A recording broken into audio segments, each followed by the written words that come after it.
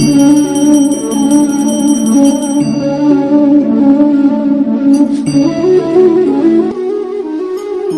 इच्छा की शक्ति से अपने आप को नया आकार दें। एक गहरा सिद्धांत है जो मानव जीवन की स्वरूप रेखा को सार्थक बनाने का सिद्ध करता है।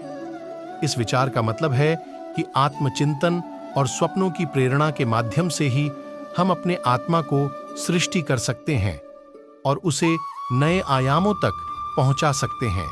अपने आप को कभी भी स्वेच्छा से नीचा न होने दें। यह बात करती है कि स्वसमर्पण और स्वसम्मान की आदत बनाए रखना कितना महत्वपूर्ण है। जब हम अपनी इच्छाओं और सपनों के प्रति आत्मसंरेखण बनाए रखते हैं तो हम खुद को स्थापित करने का एक सकारात्मक माध्यम बनाते हैं और कभी भी अपनी महत्वाकांक्षाओं को कमजोर नहीं होने देते। इच्छा ही आत्मा की एकमात्र मित्र है और इच्छा ही आत्मा की एकमात्र शत्रु है। यह विचार दोहराता है कि इच्छा की स्वाभाविक शक्ति को कैसे एक सहारा बनाया जा सकता है या कैसे यह हमारी आत्मा को अवरुद्ध कर सकती है। यह सिखाता है कि हमें अपनी इच्छाओं को जागरूकता से और सकारात्मकता से मोलना चाहिए ताकि यह हमें अग्रणी बनाए रखे और हम उच्चता की दिशा में बढ़ते रहें। जिन्होंने खुद को जीत लिया है उनके लिए इच्छा एक मित्र है। यह वाक्य यहां तक पहुंचता है कि जो व्यक्ति अपनी आत्मा को जीत लेता है वह इच्छा को एक मित्र के रूप में देखता है। यह इस बारे में स्पष्ट करता है कि जब हम अपने आत्मनियंत्रण को हासिल करते हैं तो इच्छा हमें अपने लक्ष्यों की प्राप्ति में सहायक बन जाती है, न कि हमें विघ्न में डालती है। इस सिद्धांत का महत्वपूर्ण अंश यह है कि यह हमें यह बताता है कि हमें अपनी इच्छाओं को एक सकारात्मक और सुरक्षित रूप से निर्देशित करना चाहिए। हमें अपने स्वप्नों के पीछे भागने में संघर्ष करना चाहिए, लेकिन साथ ही हमें यह भी ध्यान में रखना चाहिए कि इच्छाएं कभी-कभी हमें अपने लक्ष्यों से भटका सकती है। हमें यह सीखना चाहिए कि कैसे हम अपनी इच्छाओं को सार्थक बना सकते हैं और उन्हें सही दिशा में प्रवृत्त कर सकते हैं। इसी सिद्धांत के प्रति आत्मसमर्पण का भी महत्वपूर्ण स्थान है। यह हमें सिखाता है कि हमें अपनी इच्छाओं को अधीन नहीं करना चाहिए, बल्कि हमें इन्हें एक प्रेरणा स्रोत के रूप में देखना चाहिए। लक्ष्यों की प्राप्ति में सहायक बन जाती है, न कि हमें विघ्न में डालती है। इस सिद्धांत का महत्वपूर्ण अंश यह है कि यह हमें यह बताता है कि हमें अपनी इच्छाओं को एक सकारात्मक और सुरक्षित रूप से निर्देशित करना चाहिए।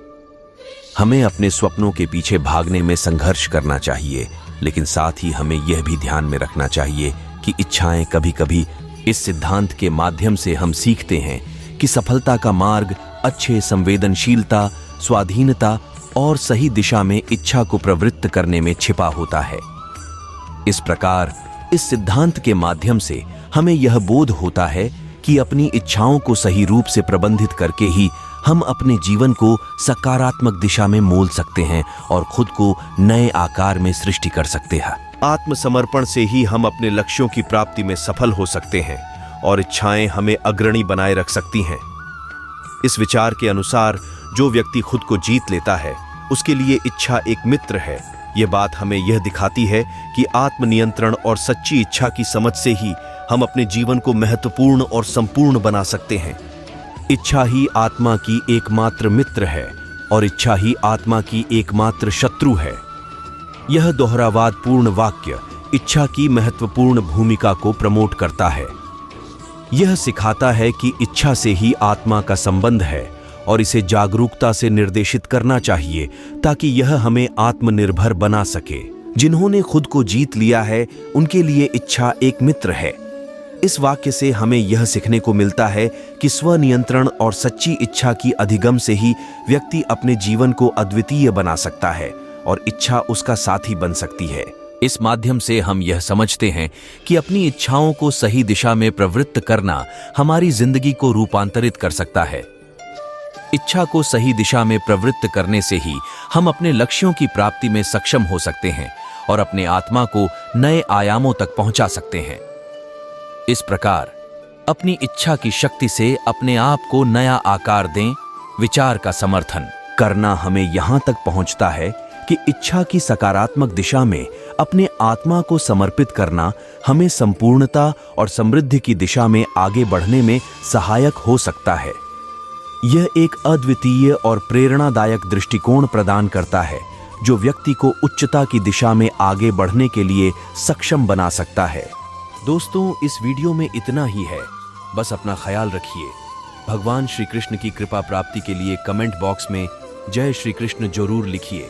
अगर आपको श्री कृष्ण की कथा अच्छी लगे तो लाइक और सब्सक्राइब जरूर करें। जय श्री कृष्ण।